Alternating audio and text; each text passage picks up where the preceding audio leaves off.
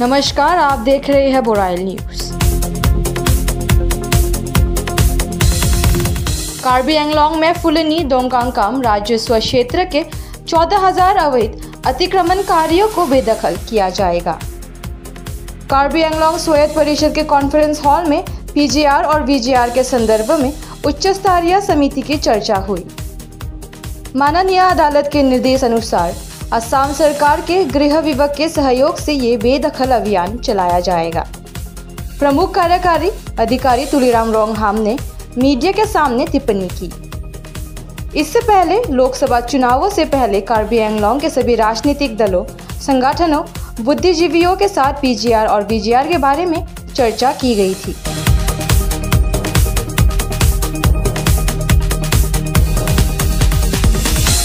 कार्बी एंगलोंगৰ যিমানখিনি ৰাজনীতি দল আছে, যিমানখিনি দল সংগঠন আছে, তেওঁলোকৰ লগত সকলো দল সংগঠন আৰু ৰাজনীতি দল তেওঁলোকৰ লগত আমি আলোচনা কৰিছোঁ আৰু লগতে বুদ্ধিজীৱীও আমি নিমন্ত্ৰণ কৰিছোঁ।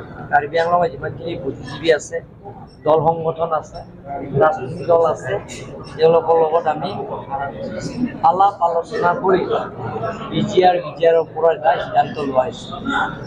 সেই ভিজিআৰ যিমানখিনি বহবাস কৰিছে, ইনক্ল'চাৰ কৰিছে, তেওঁলোকৰ কাৰণে সুপ্ৰিম কোৰ্টৰ যিটো অৰ্ডাৰ, সেই অৰ্ডাৰ মতে আমি ফ'ল' কৰিম আৰু সেই ওপৰতো আমি ইভিকশ্যনৰ কৰিবৰ কাৰণে আমি কাৰ্বি আংলং অট'নমাছ কাউন্সিল আৰু সেই সকলো organisations, political parties, social organisation, civil organisation, student organisations, লগতে ইণ্টেলেকচুৱেল লগত আলাপ আলোচনা কৰি আমি প্ৰস্তাৱ এটা লোৱা হৈছে হাই পাৱাৰ কমিটি গঠন কৰা।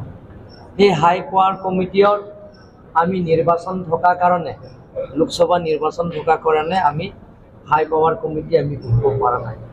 আজি প্ৰথমবাৰ নিৰ্বাচনৰ পিছত কণ্টেকৰ যোৱাৰ পিছত আমি হাই পাৱাৰ কমিটি আজি আমি বহিছোঁ আৰু সেই হাই পাৱাৰ কমিটি মেম্বাৰ আছে এক্স MP হৰেণ সিং বে ডাঙৰীয়া, ex MP doctor Jayanta Rongpi, ex MLA minister Tuliram Terang, ex CM Johnson Bey, ex MLA doctor Ran Singh তেৰণৰ পৰা আৰম্ভ কৰি বৰ্তমান বিধায়ক নৰসিং ৰংহাং ডাঙৰীয়া আৰু বিজাসিং লেং ডাঙৰীয়া আৰু ৰূপসিং তেৰণ ডাঙৰীয়াৰ পৰা আৰম্ভ কৰি লেণ্ড ৰিভিনিউ EM বৰ্তমান MP অমৰ সিং টিছো আৰু লগতে সূৰ্য ৰংভাৰ আৰু প্ৰিন্সিপাল ছেক্ৰেটাৰী জইণ্ট ছেক্ৰেটাৰী আৰু লগতে এলভিন তেৰণ সকলো লগ লাগি আজি আমি প্ৰথম হাই পাৱাৰ কমিটি বহিছোঁ। আজি গোটেইখিনি আলাপ আলোচনাৰ মাজতে আমি প্ৰস্তাৱ লৈছোঁ। যিবিলাকৰ ডকুমেণ্টছ ইয়াত আছে, সেই ডকুমেণ্টছবিলাক আমি শ্বৰ্ট হৈছে, সেই ডকুমেণ্টছবিলাক আমি আকৌ কালেকশ্যন কৰিব লাগিব আৰু নেক্সট এক মাহ পিছতে আমি অহা 12 জুলাই তাৰিখতে আকৌ আমি হাই পাৱাৰ কমিটি আমি বহিম। আজি সেইটোৱে সিদ্ধান্ত লৈছে। বেলেগ সিদ্ধান্ত নহয়, আমি যিটো কমিটি গঠন কৰিব লাগিব, অসম চৰকাৰৰ লগত আমি ল' এণ্ড অৰ্ডাৰ কথা আছে, কাৰণ আমাৰ তাতো ল' এণ্ড অৰ্ডাৰ নাই। তেওঁলোকৰ অসম চৰকাৰৰ লগতো আলোচনা কৰিম। গতিকে আলাপ আলোচনাৰ মাজতে আমি ফাইনেল সিদ্ধান্ত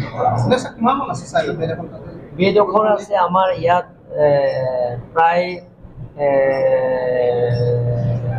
চব মিলি গোটেইখিনি পুৰণি চাৰ্কল আৰু লগতে আমাৰ দমকামৰ চাৰ্কল মিলি, এই দুটা ৰেভিনিউ চাৰ্কল মিলি প্ৰায় 14,000 মান লিগেল ইনফৰ্মেশ্যন আছে ভিজিআৰৰ বহবাস কৰা।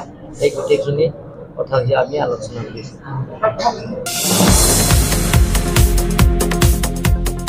इसी तरह हर एक खबर से जुड़े रहने के लिए आप देखते रहिए बोराइल न्यूज।